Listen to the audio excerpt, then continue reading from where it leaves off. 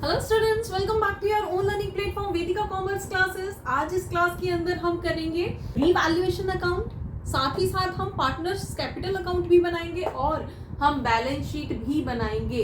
इस वीडियो को लास्ट तक देखना जिससे कि पूरा कंप्लीट प्रोसेस आपको पता चले। एक कंप्लीट क्वेश्चन हम चेंज इन पीएसआर का करने जा रहे हैं। बहुत इजी है, बहुत सिंपल है और पार्टनरशिप के अंदर तो एक कंप्लीट क्वेश्चन ही आपको करना है, चाहे वो एडमिशन का हो, चाहे वो रिटायरमेंट का हो और चाहे वो चेंज इन पीएसआर का हो। तो विदाउट वेस्टिंग टाइम स्टार्ट करते हैं। हमारे पास एक क्वेश्चन है, एबीसी पार्टनर्स हैं, उनका ओल्ड पीएसआर 3:2:1 है और न्यू पीएसआर जो है वो आपस में ही उन्होंने चेंज किया है, दैट इज 1:1 मींस इक्वली कर लिया है अब उन्होंने। अब यहीं पे बेटा देखो, कुछ एसेट्स एंड लायबिलिटीज दे रखी है जिनमें चेंजेस हो रखे हैं। उन चेंजेस के थ्रू हम रीवैल्यूएशन अकाउंट बनाएंगे। उसके बेस पे फिर हम पार्टनर्स के कैपिटल कैलकुलेट करेंगे पीसीए के अंदर एंड देन हम बैलेंस शीट बनाएंगे। अब बैलेंस शीट तो ऑलरेडी क्वेश्चन के अंदर दी गई है, वो पुरानी है, ठीक है। अब हमें क्या करना है, ये जो चेंजेस हुए हैं ना, ये वाले जो चेंजेस हुए हैं इनके बेस पे नई बैलेंस शीट बनानी है। हमारे एसेट्स और लाइबिलिटीज में भी तो रीवैल्यूएशन हुए ना, कुछ कुछ एसेट्स कुछ लाइबिलिटीज चेंज होंगी, तो उनके बेस पे एक नई बैलेंस शीट बनेगी। वो बैलेंस शीट हम कब बना पाएंगे, जब हमारे पास पार्टनर्स की कैपिटल आ जाएगी न्यू वाली। ओल्ड वाली तो ओल्ड बैलेंस शीट के अंदर दे रखी है, ठीक है। तो टाइम वेस्ट किए बिना हम स्टार्ट करते हैं। क्वेश्चन आपकी स्क्रीन पे फ्लैश हो रहा है, आप चाहे तो इसका स्क्रीनशॉट भी ले सकते हैं। अब बेटा यहाँ पे जो गुडविल की वैल्यूएशन दे रखी है वो 1,50,000 की दे रखी है। मींस जो गुडविल होगी, अब जो गुडविल कंसीडर की जाएगी वो 1,50,000 की जाएगी। और हम क्या कर रहे हैं, हम अपना पीएसआर चेंज कर रहे हैं। तो ऐसे केस में सबसे पहले तो बेटा हमें इस गुडविल को ही सेटल करना पड़ेगा। अभी तक जो भी गुडविल थी XYZ ठीक है, लेकिन क्योंकि अब हमने पीएसआर चेंज किया है तो अब से हमारी जो गुडविल होगी वो 1,50,000 कंसीडर की जाएगी।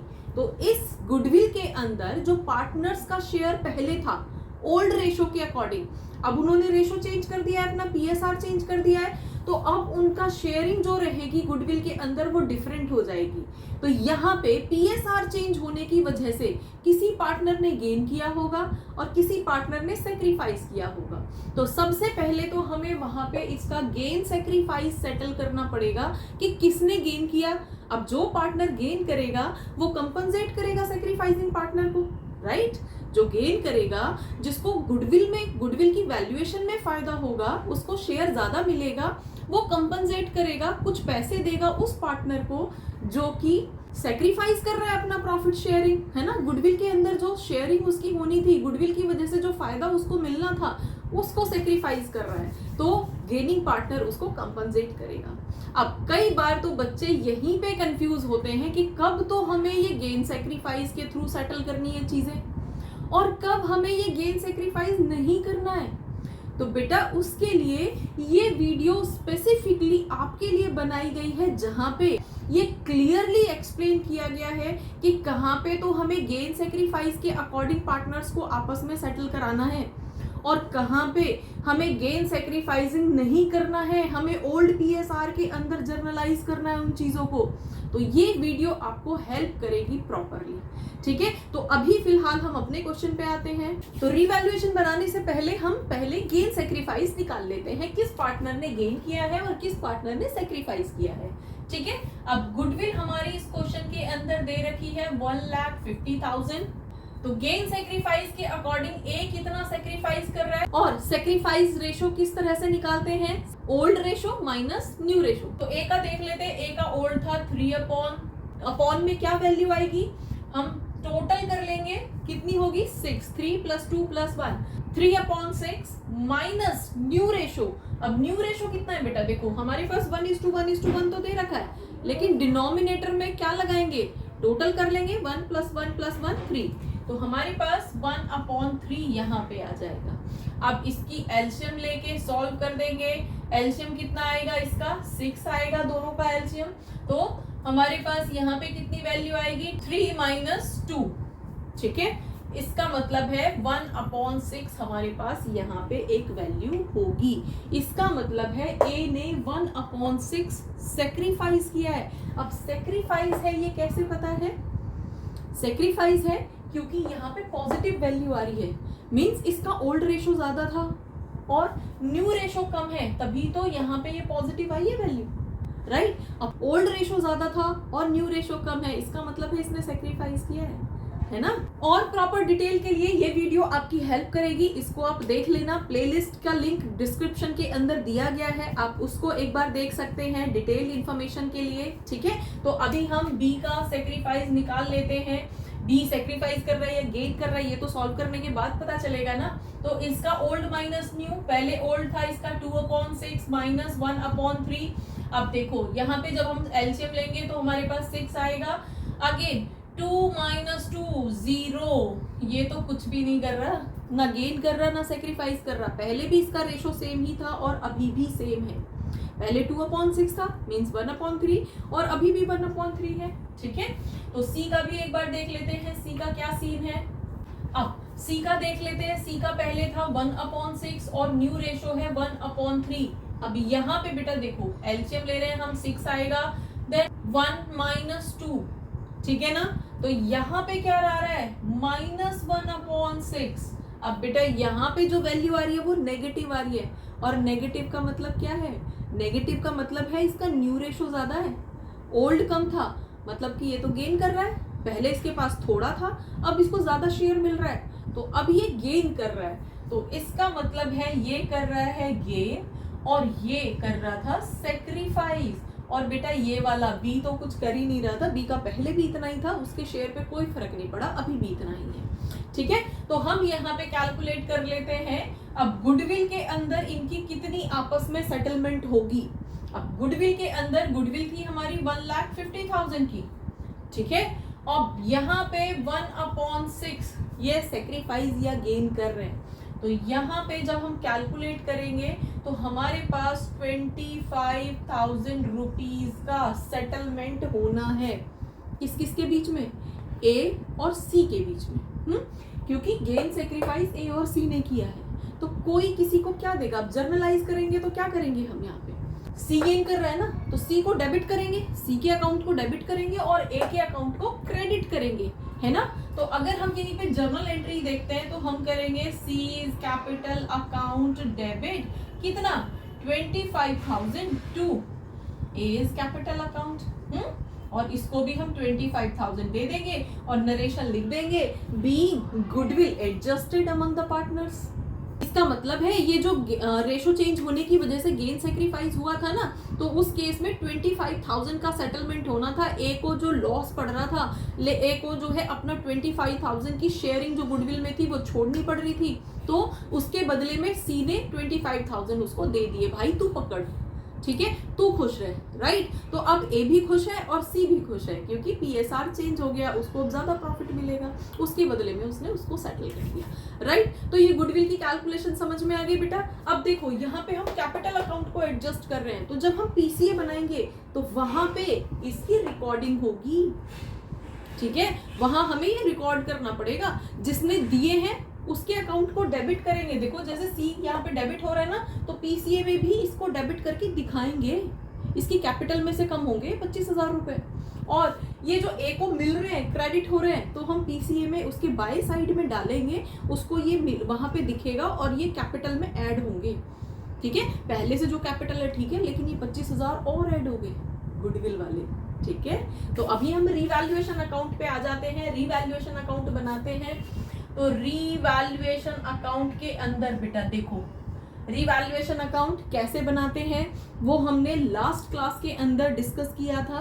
एसेट्स और लाइबिलिटीज में चेंज होता है तब जाके रीवैल्यूएशन अकाउंट बनाया जाता है। अब ऐसे तो बहुत सारी एसेट्स और बहुत सारी लाइबिलिटीज हमें दे रखी होती हैं बैलेंस शीट में, लेकिन रीवैल्यूएशन तक हम सिर्फ उन एसेट्स या लाइबिलिटीज को लेके आते हैं जिनमें चेंज हुआ है। अगर चेंज नहीं हुआ है तो नहीं लाएंगे, ठीक है। और डिटेल्ड इंफॉर्मेशन के लिए ये वीडियो आपको हेल्प करेगी।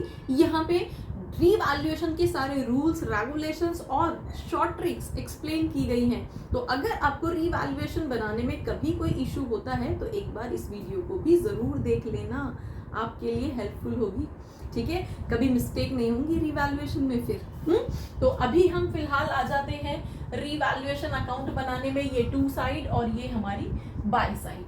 अब आपको जैसे पता है एसेट में इंक्रीज हो रहा है या लाइबिलिटी डिक्रीज हो रही है तो हम बाय साइड रिकॉर्ड करते हैं, और उसका जस्ट अपोजिट अगर एसेट कम हो रहा है और लाइबिलिटी इंक्रीज हो रही है तो हम टू साइड में रिकॉर्ड करते हैं। तो क्वेश्चन में आपसे बोला गया है लैंड जो है वो 50,000 की थी, लेकिन अब वो रीवैल्यू होके 80 हो गई है। तो 80 होने का मतलब क्या है, पहले 50 थी अब 80 हो गई है, तो इसका मतलब है 30,000 इंक्रीज हुई है और लैंड आपका एसेट होता है। तो कहाँ रिकॉर्ड करोगे, यहाँ पे आके आप बाय लैंड आप यहाँ पे रिकॉर्ड करोगे, और कितनी वैल्यू रहेगी, जितना चेंज आया है। तो सिर्फ 30,000 का ही चेंज आया है तो सिर्फ 30,000 ही रिकॉर्ड करोगे, 80 नहीं करोगे बेटा, ठीक है। इसी तरह की शॉर्ट ट्रिक्स उस वीडियो के अंदर एक्सप्लेन की गई है तो उनको देख लेना।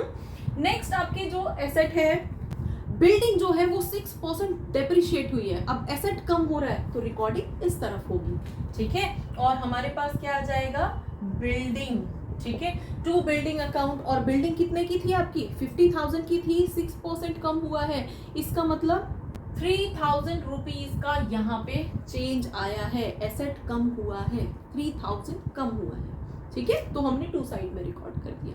अब नेक्स्ट जो है क्रेडिटर्स 6,000 कम हो रहे हैं, रिटर्न ऑफ हो रहे हैं, मीन्स 6,000 रुपीज के क्रेडिटर्स को हमें पे आउट नहीं करना है। आपकी बैलेंस शीट के अंदर जो है क्रेडिटर्स दे रखे थे 50,000 के, और 50,000 में से 6,000 के क्रेडिटर्स को पे आउट नहीं करना है। इसका मतलब क्या है, सिर्फ 44,000 को पे करना है, तो 6,000 का तो आपको फायदा हो गया।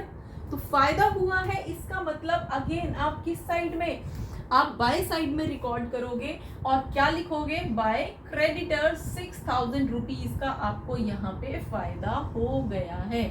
इसके अलावा कोई एसेट कोई लाइबिलिटी आपको यहाँ नहीं दी गई है जो आपको रिकॉर्ड करनी है, ठीक है। कोई किसी भी मतलब एसेट्स और लाइबिलिटीज तो बहुत सारी है लेकिन उनमें चेंज नहीं हो रहा है, और चेंज नहीं हो रहा है तो रिकॉर्ड नहीं करनी है रिवैल्यूएशन में। तो हम यहाँ पे टोटल कर लेते हैं, ये हमारे पास 36,000, यही टोटल हम यहाँ भी लिख देते हैं। यहाँ पे कितना आ जाएगा, 33,000 का गेन आ गया, रिवैल्यूएशन गेन आ गया आपका 33,000 का। और ये अब कहाँ जाना है, ये पार्टनर्स के ओल्ड रेशो में जाएगा, ठीक है। तो ये जो गेन है इसको हम भेज देंगे ए, बी और सी के अकाउंट में। कितना कितना जाएगा बेटा, 33,000 है, ओल्ड रेशो में हम इसको डिस्ट्रीब्यूट कर देंगे 3:2:1। तो इसका मतलब है divided by 6, 33,000 divided by 6, value आएगी 5500। तो 5500 इंटू 3, 16,500 इसको मिलेंगे, 11,000 इसको मिलेंगे, और 5,500 मतलब 5,500 इसको मिलेंगे। इस तरह से करके ये हमने रीवैल्यूएशन गेन जो है पार्टनर्स में डिस्ट्रीब्यूट कर दिया। अगर आपको प्रॉपर लिखना है तो आप लिखोगे to A's capital account 16,500, to B's capital account 11,000 और to C's capital account 5,500। Otherwise ऐसे भी ठीक है, ठीक है। अब आ जाते हैं हम पीसीए बनाने में। अब पीसीए का मतलब है हमारे पास क्या है, पार्टनर्स कैपिटल अकाउंट। और बेटा हमारे पास पार्टनर्स कैपिटल अकाउंट हम बनाते कैसे हैं, देखो ये हो जाता है हमारा बाय साइड, और यहाँ पे जितने पार्टनर्स थे उन सब के आप अलग अलग कॉलम्स बनाओगे, ए, बी और सी, ठीक है। सेम मैनर में आप डेबिट साइड में भी बनाओगे। ये आपका पर्टिकुलर्स, यहाँ पे भी आप पर्टिकुलर्स, ठीक है। और यहाँ पे आपके पास अगेन ये आपकी टू साइड है, ठीक है।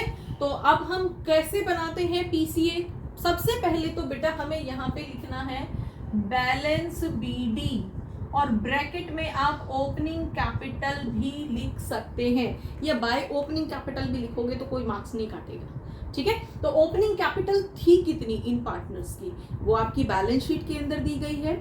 ओपनिंग कैपिटल थी इनकी 1,50,000 एंड 25,000, तो यहाँ पे थी इसकी 1,50,000 एंड 25,000। अब ओपनिंग कैपिटल नोट करने के बाद में हमारे पास जो रीवैल्यूएशन में गेन आया था ना, उसको रिकॉर्ड कर लेते हैं। तो गेन था, इसलिए हम यहीं पे रीवैल्यूएशन गेन के नाम से रिकॉर्ड कर देंगे। अब जिसके हिस्से में जितना आया था उसको उतना दे देंगे। ए को मिला था 16,500, बी को मिला था 11,000 और सी को मिला था 5,500। जिसको जितना मिला था उसके कॉलम में उतना डाल दिया।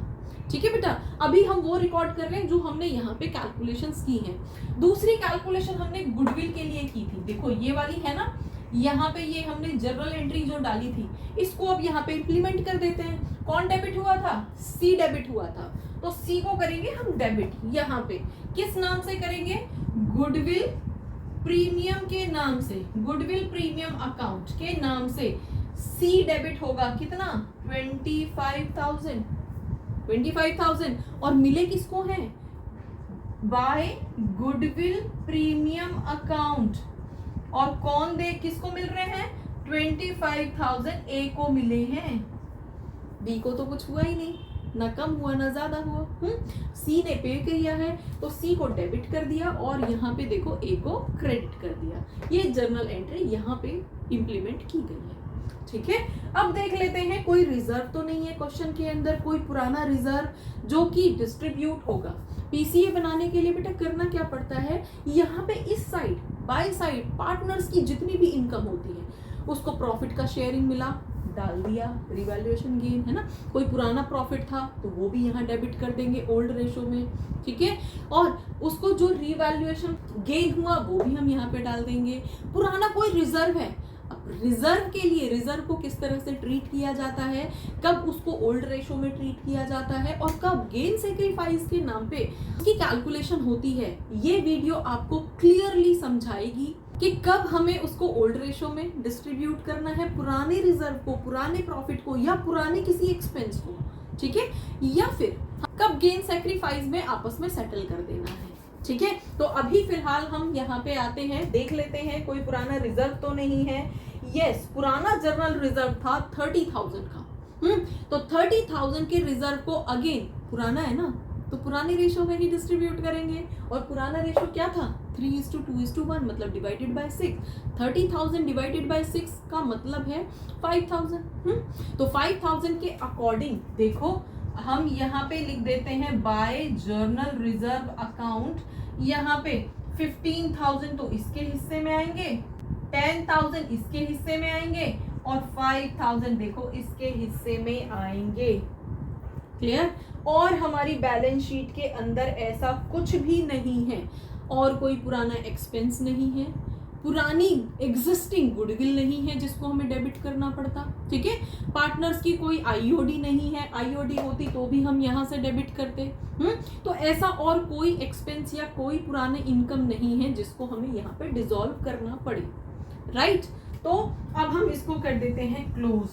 इसका टोटल हमारे पास कितना आएगा? 1,56,500। इसका टोटल हमारे पास कितना आएगा?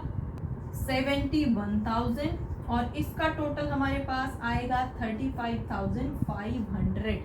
ठीक है बेटा, इस तरह से पहले हमारी जिस तरफ ज्यादा एंट्रीज है यूजुअली इसी तरफ होती हैं, क्योंकि पार्टनर्स की सारी इनकम उसको जो जो मिलना है वो सब हम इस तरफ रिकॉर्ड करते हैं।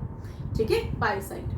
अब देखो ए वाले कॉलम को हम ए से कंपेयर कर लेंगे, हम यहाँ पे लिख देंगे 156,500। बी में हम लिख देंगे 71,000 जो उस साइड का टोटल था, ज्यादा जिस साइड आएगा वही टोटल हमें दूसरी साइड भी लिख देना है। अब यहाँ पे डिफरेंस कर लेंगे, अब इसमें से तो कुछ भी माइनस नहीं होना, जीरो है, तो इसका मतलब है यही सेम अमाउंट जो है वो इसका क्लोजिंग कैपिटल हो जाएगा। मतलब ओपनिंग थी 1 लाख, अब देखो उसको रिवैल्यूएशन गेन मिला, उसको बाकी सारी चीजें मिली, उसके बाद उसका क्लोजिंग के टाइम पे 31 मार्च के टाइम पे उसकी कैपिटल अब इतनी हो गई है। राइट, अब यहाँ पे 71,000 ये ऐसे ही लिख देंगे क्योंकि यहाँ भी कुछ माइनस नहीं होना, लेकिन यहाँ पे कितना है? 35,500, जिसमें से 25,000 माइनस होने हैं। बैलेंस करोगे ना तो कितना आ जाएगा? यहाँ पे 10,500 रुपीज यहाँ पे आ जाएगा। और ये क्या होगी? ये बोली जाएगी टू क्लोजिंग कैपिटल या फिर बैलेंस सीडी। समझ में आ गया? बैलेंस सीडी लिखो, क्लोजिंग कैपिटल लिखो, एक ही बात है।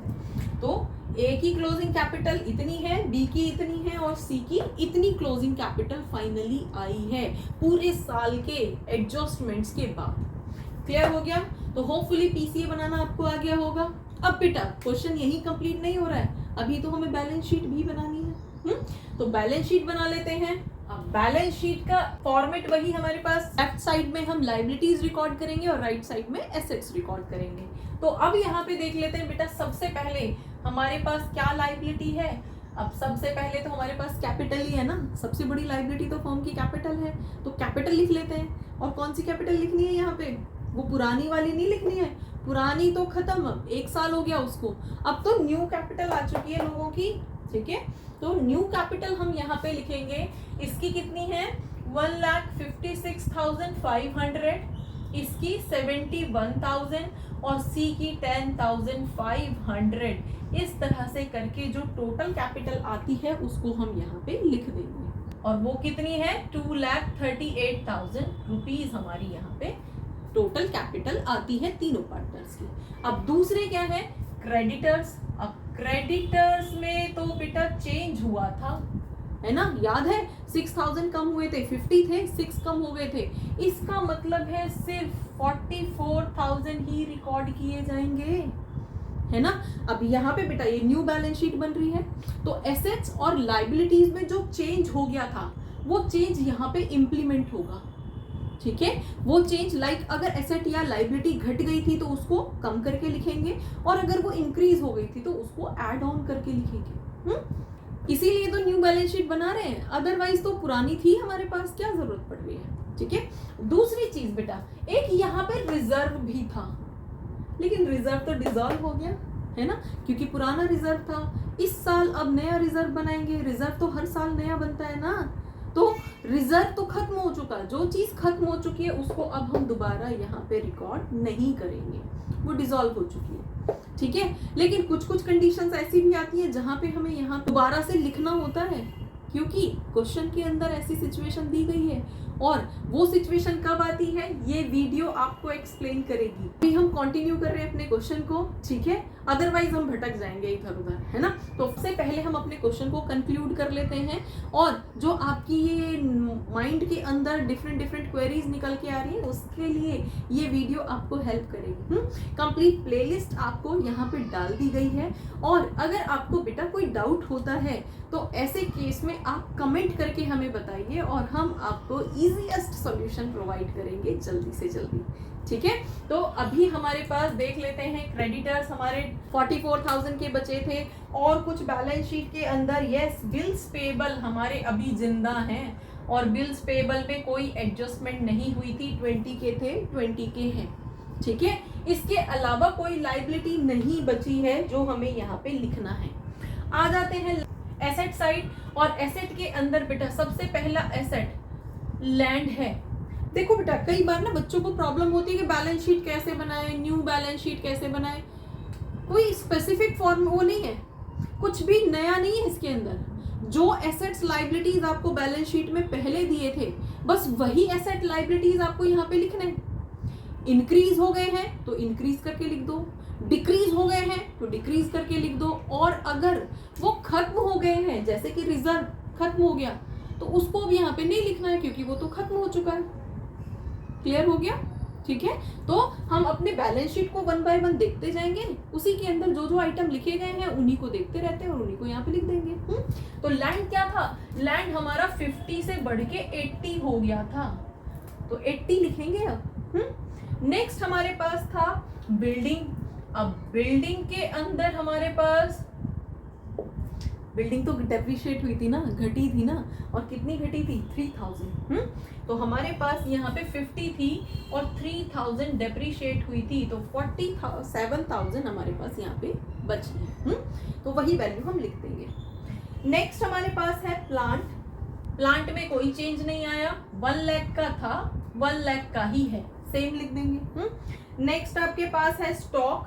स्टॉक में भी कोई चेंज नहीं आया, क्वेश्चन ने कोई चेंज नहीं किया, 40 का था 40 का ही रहेगा। नेक्स्ट आपके डेटर्स। डेटर्स में भी कोई चेंजेस नहीं आए हैं, डेटर्स भी आपकी सेम वैल्यू के ही रखेंगे, दैट इज 30,000। और नेक्स्ट आपका बैंक बैलेंस, उसमें भी कोई चेंज नहीं आया, कोई पार्टनर पैसा लाया या गया तो है नहीं, है ना। जो सेटलमेंट हुई थी वो एक अकाउंट से दूसरे अकाउंट में हो गई, तो पैसा तो ना आया है ना गया है, तो सेम ही रहेगा। ठीक है बेटा, आगे आपको सिचुएशंस दी जाएंगी कि कैपिटल एडजस्ट भी करनी है, एडजस्टमेंट ऑफ कैपिटल के रिगार्डिंग। ठीक है, वहां पे क्या करेंगे, पार्टनर पैसा लेके आएगा, कुछ पार्टनर जो है पैसे को निकालेंगे, तो वहां पे बैंक के अंदर चेंजेस होंगे, प्लस माइनस होंगे, वहां पे हमें बैंक अकाउंट बनाना पड़ेगा। तो उसको किस तरह से करना है, ये वीडियो एडजस्टमेंट ऑफ कैपिटल आपको एक्सप्लेन करेगी प्रॉपर। इस क्लास को देखना मत भूलना, एडजस्टमेंट ऑफ कैपिटल में फिर कभी प्रॉब्लम नहीं होगी।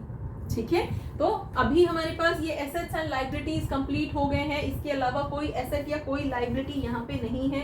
तो फिर से हम कर लेते हैं इनका टोटल, और बैलेंस शीट का थंब रूल तो वही है, मैच होनी चाहिए। अगर मैच नहीं हुई तो इसका मतलब क्वेश्चन गलत है, और अगर मैच हो गई इसका मतलब क्वेश्चन सही है। टोटल कर लेते हैं, 3,02,000 तो हमारे पास लाइबिलिटीज आ रही हैं, और एसेट को टोटल कर लेते हैं, सेम 3,02,000 ही हमारे पास एसेट्स भी आ रहे हैं। इसका मतलब है क्वेश्चन हमारा कंप्लीटली करेक्ट है।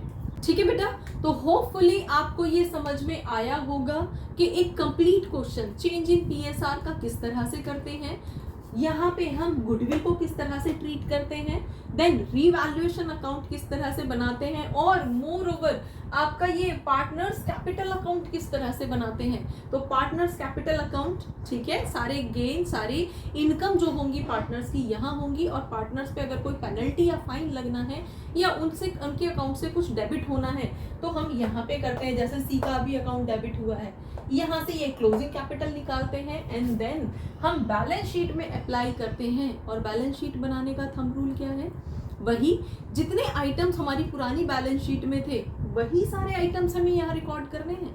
जो इंक्रीज हो गया उसे इंक्रीज करके लिखना है, जो डिक्रीज हो गया उसे डिक्रीज करके लिखना है, और जो डिसॉल्व हो गया, जैसे कि यहाँ रिजर्व हुआ था, तो अगर वो डिसॉल्व हो गया है तो उसको वहां नहीं लिखना है, वहां से गायब कर देना है। ठीक है, कैपिटल हमेशा न्यू वाली लिखनी है। तो इस तरह से करके हमारी बैलेंस शीट जो है मैच होगी। ठीक है, तो होपफुली ये प्रोसेस आपको समझ आया होगा, और अगर आपको कोई डाउट रहता है तो उसको कमेंट करके बताइए, हम जल्दी से जल्दी आपके उस क्वेश्चन का सॉल्यूशन, आपको इजी सॉल्यूशन आपको प्रोवाइड करेंगे। और बेटा, अगर ये क्लास आपको अच्छी लगी है तो कमेंट करके हमें ये भी बताइए कि आपको ये क्लास अच्छी लगी है, और अपने फ्रेंड सर्कल के अंदर इसको शेयर करिए। So keep watching, keep learning, thank you.